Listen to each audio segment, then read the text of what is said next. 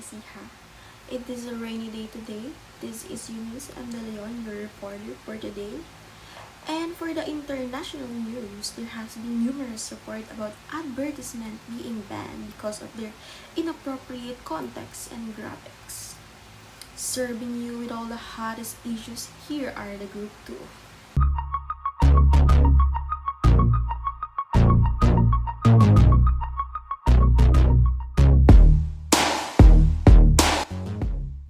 The brand of margarine named Flora was criticized especially in South Africa where it was released, as the advertisement implies that dads needs a strong heart to deal with their son or daughter coming out. The members of the LGBTQ community were genuinely hurt by the offensive advertising campaigns. This showed that this advertisement lacks cultural sensitivity.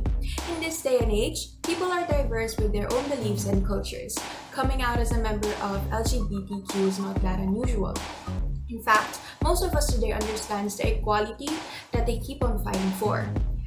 Although some people do not still grasp the idea fully and properly as they still find it odd.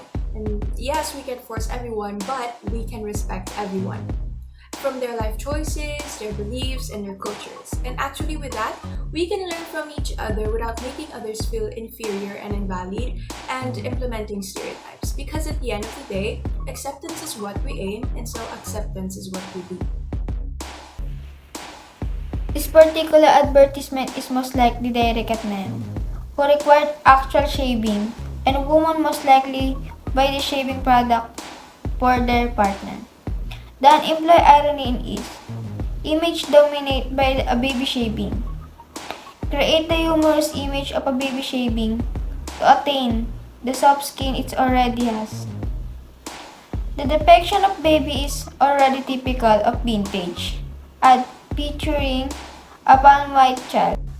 Mr. Clean Magic erasers are a household staple for removing stains and buildup. So, how does a magic eraser work? They make this magic sponge from a melamine foam, a versatile and safe cleaning material that can get rid of everything from permanent marker, stains to scalp marks. This troubling 2011 advertisement strongly suggests that a woman's real job is house cleaning.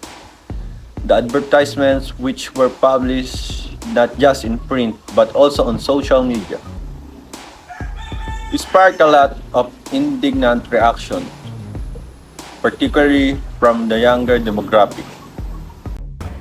Racism is discrimination or antagonism directed against a person or people on the basis of their membership in a particular racial or ethnic group. Racism is most famous for black people, and this inappropriate ad by Nivea called "White is Purity" is a perfect example of what to avoid. Regardless of what kind of message the brand wanted to express, the reality is that they did not negatively. Not only did Nivea receive massive backlash and criticism for white supremacy and blatant racism, but they quickly had to switch gear to damage control. Following the debacle of this horrendous ad, Nivea had to issue a formal apology, and it even added a section on diversity and inclusivity as one of the company's core values in their bio. Elliott's White Veneer. This advertisement was made by Elliott's Paint & Co. in 1930. With this advertisement, it shows a black person painting another black person white. And in this said advertisement, it says, "See how it covers up black," which this whole advertisement portrays racism. This advertisement made by Elliott's Paint & Co. triggered many people because of how much their advertisement portrays racism.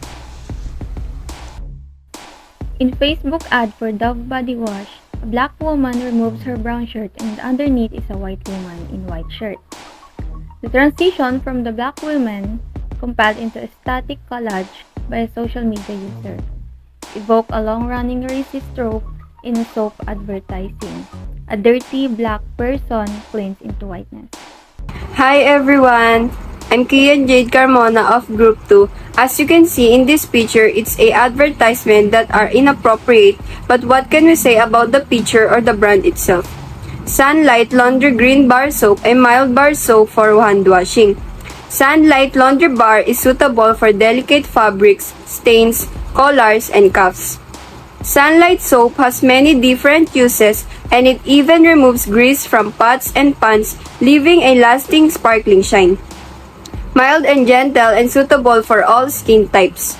But what does the picture means in this advertisement? Why it is called cultural sensitivity or inappropriate advertisement?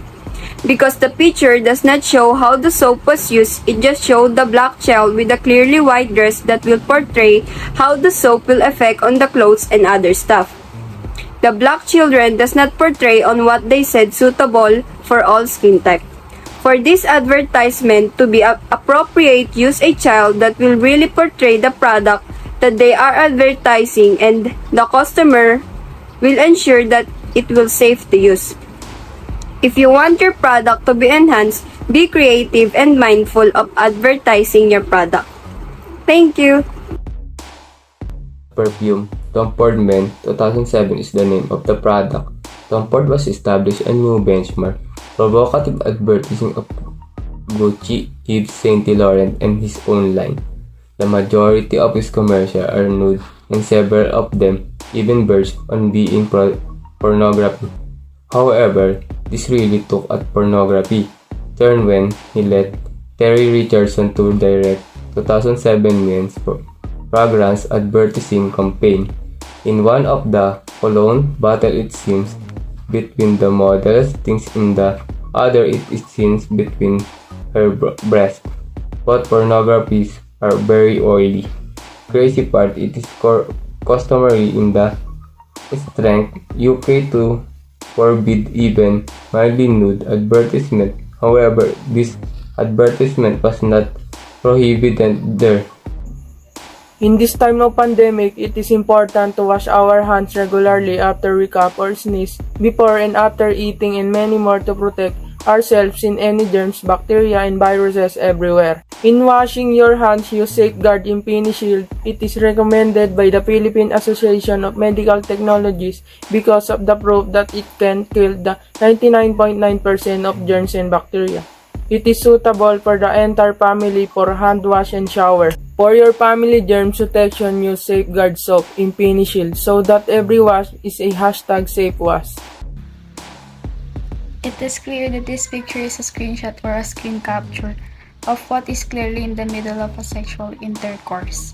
It is definitely inappropriate because even though there is a picture of YouTube Kids, although this version is free, most parents either don't use the app or don't know that it exists, thus leaving a lot of YouTube users under the age of 10 where they are clearly too young to know about this. This issue must be resolved as soon as possible because these kids are not supposed to learn them yet until they reach the 6th grade in elementary school.